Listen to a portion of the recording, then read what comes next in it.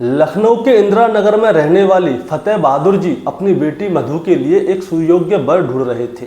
इसीलिए वो क्या करते हैं, मैट्रिमोनियल साइट पर अपनी बेटी की आईडी बना देते हैं ताकि वहाँ पे उन्हें एक अच्छा सा वर मिल जाए अपनी बेटी की शादी कराने के लिए। और उन्हें वहाँ पे एक अच्छा लड़का मिलता भी है। लड़के का नाम होता है अनुराग, जो कि मार्चेंट नेवी में सेकंड ऑफिसर होता है। इसीलिए वो क्या करते हैं, अपनी बेटी की शादी उनके साथ तय कर देते हैं और अपनी औकात से बहुत ज़्यादा अपनी बेटी की शादी में लगाते हैं। जितनी उनकी क्षमता थी उससे भी ज़्यादा लगाते हैं। अब बेटी शादी के बाद जो है अपने ससुराल चली जाती है और ससुराल जाने के बाद दोस्तों क्या होता है, उनकी बेटी के शादी के 10-15 दिन बाद ही फ़ोन आ जाता है। पता चलता है कि जो मार्चेंट नेवी ऑफिसर है वो उनकी बेटी को मार रहा है, पीट रहा है और वो रो रो कर बता रही होती है कि मुझे अपने साथ अपने घर ले चलिए क्योंकि ये आदमी राक्षस है, मुझे मार डालेगा। इसलिए वो उसे घर पे भी लेकर आते हैं। इसके बाद क्या होता है दोस्तों, उसे वापस छोड़ के आया जाता है। जो बातें होती हैं बीच की, यानी कि सुलह कराने वाली बातें होती हैं, सुलह भी हो जाती है। लेकिन इसके बाद क्या होता है दोस्तों, शादी के अभी 6 महीने भी नहीं हुए थे कि जो फतेह बहादुर सिंह जी थे, उनकी बेटी आत्महत्या कर लेती है, फांसी के फंदे पर लटक जाती है और उनके पास फ़ोन आता है कि आपकी बेटी ने आत्महत्या कर ली है। लेकिन जो इस लड़की के पिता थे, उन्हें पूरा विश्वास था कि उनकी बेटी कभी भी आत्महत्या नहीं कर सकती, उसकी हत्या की गई है और इसके बहुत सारे सबूत भी होते हैं।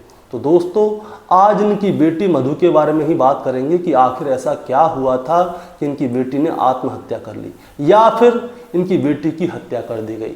इसीलिए दोस्तों कहानी शुरू करूंगा उससे पहले मैं बस आपसे यही कहना चाहूँगा कि अगर आप मेरे चैनल पर नए हैं तो चैनल को जल्दी से सब्सक्राइब कर दीजिएगा ताकि रोजाना रात को 8 बजे मैं आपके लिए एक सच्ची घटना की कहानी लेकर आ सकूँ। नमस्कार दोस्तों, मैं गौरव शर्मा और आप देख रहे हैं गौरव शर्मा सफ़र। दोस्तों आज की जो सच्ची घटना मैं आपको सुनाने जा रहा हूँ, ये सच्ची घटना शुरू होती है उत्तर प्रदेश की राजधानी लखनऊ से और लखनऊ का ही एक थाना लगता है सुशांत गोल्फ सिटी। और सुशांत गोल्फ सिटी के अंतर्गत एक कॉलोनी आती है जिसका नाम है ओमेक्स वाटर एस्केप्ड अपार्टमेंट। यहीं का रहने वाला अनुराग होता है। दरअसल दोस्तों मैं बात कर रहा हूँ 4 अगस्त 2025 की शाम लगभग 5 बजे के आसपास का समय होता है। अनुराग अपने ससुर फतेह बहादुर सिंह जी को फ़ोन करता है और उन्हें बताता है कि आपकी बेटी मधु ने फांसी के फंदे पर लटक कर आत्महत्या कर ली है। अब जैसे ही फतेह बहादुर सिंह जी को ये वाली बात पता चलती है तो उनके पैरों के नीचे से ज़मीन खिसक जाती है और वो दौड़े दौड़े अपने परिवार के साथ में अनुराग के घर पे पहुंच जाते हैं। अनुराग के घर पे तब तक वो पहुंचते हैं तो पता चलता है कि उनकी बेटी जो मधु है उसको फांसी के फंदे से उतार के तब तक ज़मीन में लिटा दिया गया था। उनके पैरों के नीचे से ज़मीन खिसक गई थी। इसके बाद में पुलिस को फ़ोन किया जाता है, पुलिस आती है, बॉडी को पोस्टमार्टम के लिए लेकर जाती है और इसके बाद में जो अनुराग के ससुर हैं उनसे बात की जाती है कि आपको क्या लगता है कि आपकी बेटी आत्महत्या कर सकती है या उसकी हत्या हुई है। और अनुराग से भी बात हुई थी तो अनुराग साफ साफ कहता है कि इनकी बेटी रोज़ाना मेरे से लड़ती थी, झगड़ती थी और बेबात में मेरे से लड़ती थी। इसीलिए कल रात को पता नहीं क्या हुआ, कल रात को भी लड़ रही थी। कल तो मैं उसे घुमाने के लिए लेकर गया था और वापस आई तो रास्ते भर मेरे से लड़ती हुई आई और मुझे तो पता ही नहीं चला कि कब उसने फांसी लगा ली और आत्महत्या कर ली। अब अनुराग का तो बयान ये आ गया। लेकिन दूसरी तरफ जो उनके ससुर थे यानी कि मधु के पिता, उनसे बात की जाती है तो मधु के पिता जो हैं उन्हें पूरी कहानी बताते हैं कि साहब मेरी बेटी के साथ क्या हुआ होगा मैं आपको बताता हूँ। दरअसल इन्हें अपनी बेटी के लिए एक सुयोग्य वर चाहिए था। इसीलिए ये क्या करते हैं, मैट्रिमोनियल साइट पे अपनी बेटी की आईडी बना देते हैं और जब आईडी बना देते हैं तो बहुत सारे लड़कों के रिश्ते भी आते हैं। ये भी बहुत सारे लोगों को फाइलों को पसंद करते हैं, उधर से भी कई फाइल पसंद होती हैं। तब जाके क्या होता है, लखनऊ के सुशांत गोल्फ सिटी के अंतर्गत ओमेक्स वाटर एक्सेप्ट अपार्टमेंट हैं। यहीं का रहने वाला मार्चेंट नेवी का सेकंड ऑफिसर अनुराग, जिसकी उम्र 31 साल है, जो कि मूल रूप से उन्नाव का रहने वाला है, वो इनको पसंद आता है।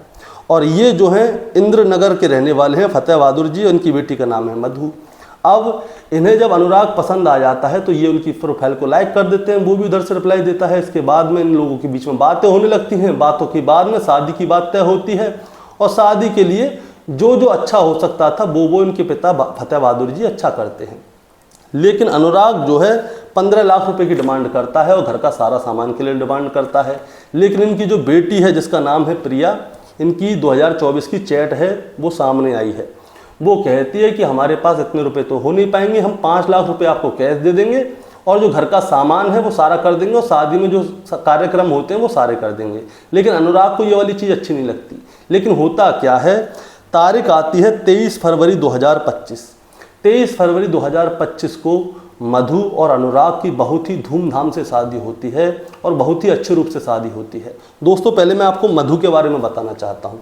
मधु जो है बहुत ही खुशमिजाज लड़की थी, घर में रहती थी तो घर में चहल पहल मची रहती थी, इतनी खुश रहती थी। अब मधु की शादी हो गई है अनुराग से, और जब अनुराग से उसकी शादी हो गई है तो जो खुशियाँ वो अपने घर में बिखेरा करती थी, उसके पिताजी सोच रहे थे कि वो अपने ससुराल में भी जाके बिखेरेगी। मैं आपको एक और बात बताना चाहता हूँ, जो अनुराग की शादी है उसके चाचा चाची ने करवाई थी। चाचा चाची जो है कुछ दिन तक घर पे रहते हैं, जिस अपार्टमेंट पे ये रहता है शादी के बाद, उसके बाद वो उन्नाव चले जाते हैं। अब समय आगे बढ़ता है, समय आगे बढ़ता है तो अभी शादी को सिर्फ 15 ही दिन हुए थे।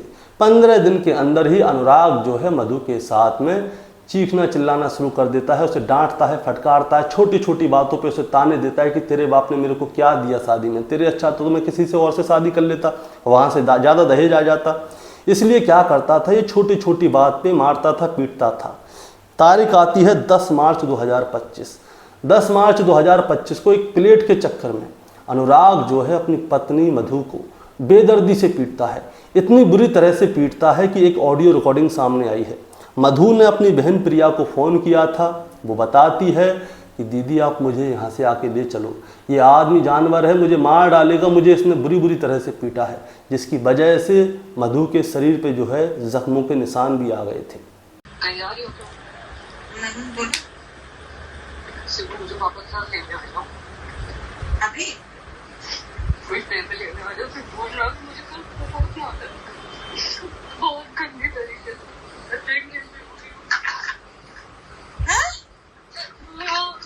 बहुत मारा कर उसको मुझे पी के आया बहुत कुछ तक करना भी था मांगा मुझे आके ले दो तुमको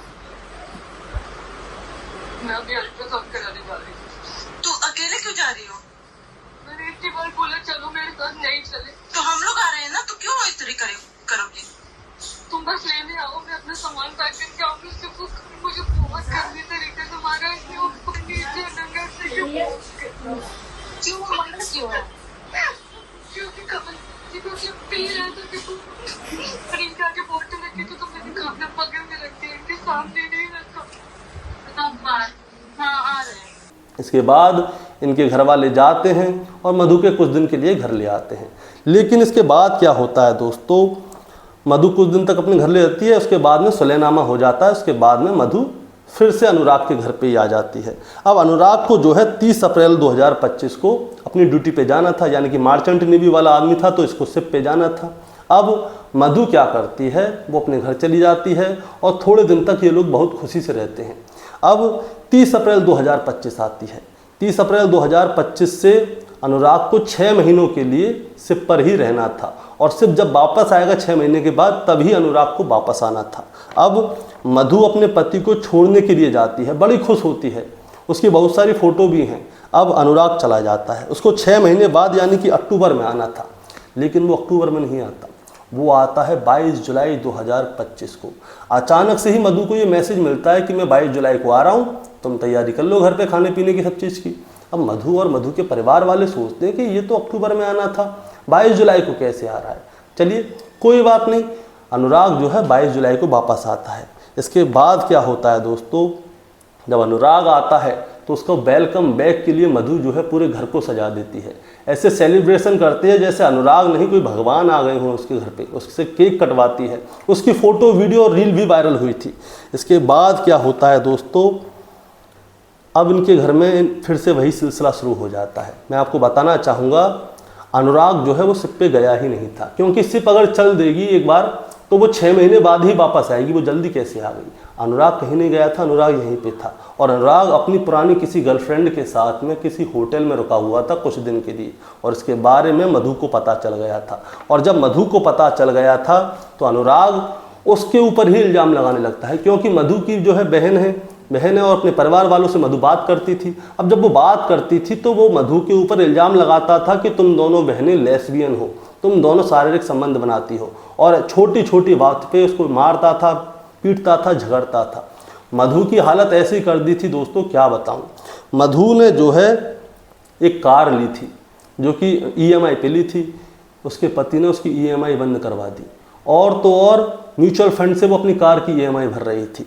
मधु को जो है 500 रुपये तक के लिए तरसाया जाता था, तड़पाया जाता था, वो अपने पसंद की कोई चीज़ भी नहीं ले पाती थी। अगर कपड़ों पे इस्त्री हुई है तो ठीक है, नहीं तो वो गाली सुनेगी, मार खाएगी। रोज़ाना उसके साथ ऐसा ही हो रहा था कंटिन्यू। वो अपने परिवार वालों को बताती थी, लेकिन परिवार वालों को वो अनुराग के सामने फ़ोन नहीं कर सकती थी, क्योंकि अनुराग बहुत गुस्से वाला आदमी था। वो उसे बेवजह, अगर वो बहन से बात कर रही है, अपने परिवार में किसी से बात कर रही है, अपने दोस्तों से बात कर रही है, क्यों कर रही है? सोशल मीडिया पे जितनी एक्टिव रहती थी, सोशल मीडिया पे बिल्कुल भी एक्टिव नहीं है। उसके दोस्तों को भी पता चल गया था कि अनुराग उसे मारता है, पीटता है, और वो सिर्फ तभी फ़ोन करते थे जब अनुराग अपने गांव उन्नाव चला जाता था या कहीं और जाता था, क्योंकि उसी समय पे मधु जो है अपनी रील शेयर करती थी। तो उसके जानने वाले समझ जाते थे, उसके दोस्त, उसके परिवार के लोग, कि अनुराग घर पे नहीं है, अब इससे बात कर लो। और वो भी इसी डर से उसको पीछे से चुपके से फ़ोन करते थे, बात करते थे कि कहीं ऐसा ना हो अनुराग उसे उनसे बात करते हुए देख ले और मारे और पीटे। अब दोस्तों होता क्या है, अब समय ऐसे ही गुजरने लगता है और तारीख आती है 3 अगस्त 2025। 3 अगस्त 2025 को क्या होता है, अनुराग अपने घर पे आता है और अपनी पत्नी मधु से कहता है कि चलो घूमने चल रहे हैं। अब इसके बाद ये दोनों गाड़ी लेते हैं और निकल जाते हैं। अनुराग गाड़ी चला रहा होता है और इसी बीच वो क्या करता है, वो अपनी पत्नी मधु से कहता है कि तुम ऐसा करो, मेरी सीट पर आके बैठ जाओ, तुम गाड़ी चलाओ और मैं शराब पीऊँगा। वो गाड़ी के अंदर शराब की बोतल खोलता है और वहीं पे पैग लगाने लगता है। अब मैं आपको बताना चाहूँगा कि देश के रोड ही ऐसे हैं जिनमें जगह जगह पे गड्ढे होते हैं। इसी बीच में क्या होता है, जब वो ओमेक्स सिटी की तरफ जा रहा था तो रास्ते में क्या है, गड्ढा आ जाता है, और जब गड्ढा आता है तो मधु क्या करती है, अपनी गाड़ी को थोड़ा सा मोड़ लेती है और तब आगे जाती है, जिसकी वजह से अनुराग की थोड़ी सी शराब छलक जाती है। अब जैसे ही शराब छलकती है तो अनुराग कहता है कि वाह भाई वाह, सामने लड़के खड़े हुए क्या दिखे, तू तो कार में ही एक्शन दिखाने लग गई। तो वो कहती है कि सामने गड्ढा आ गया था, उससे मैंने बचाया था। तो अनुराग कहता है कि मेरे से झूठ बोलती है, और इसी चीज़ को लेकर वो कार के अंदर भी मधु को बुरी तरह से मारता है, पीटता है, और उसके बाद वहीं से गाली देता हुआ अपने घर तक लेके जाता है। अब दोस्तों रात को लगभग 10:30 बजे के आसपास ये लोग अपार्टमेंट में पहुंच जाते हैं, और इसके बाद क्या होता है दोस्तों, अगले दिन यानी कि 4 तारीख को, 4 अगस्त 2025 की सुबह वो लगभग 12 बजे पुलिस को फ़ोन करता है और बताता है कि मेरी पत्नी ने आत्महत्या कर ली है। और पूरे 5 घंटे बाद वो मधु के पिता को फ़ोन करता है कि आपकी बेटी ने फांसी के फंदे पर लटक कर आत्महत्या कर ली है। अब दोस्तों जो पुलिस को पता चला वो दोपहर के 12 बजे पता चला, लेकिन शाम को 5 बजे उसने मधु के पिता को बताया, यानी कि अपने ससुर को बताया। तो वो 12 बजे से शाम को 5 बजे तक क्या कर रहा था, ये सोचने वाली बात है। अब इसके बाद दोस्तों मैं आपको एक और बात बताऊंगा, जो मधु है, मधु से रात को लगभग 12:30 बजे जो है उनके परिवार वालों की बात हुई थी। पहले तो 10:30 बजे ये लोग आते हैं और 12:30 बजे आखिरी बार बात होती है, यानी कि 3 अगस्त 2025 की रात 12:30 बजे मधु की अपनी बहन से बात हुई थी।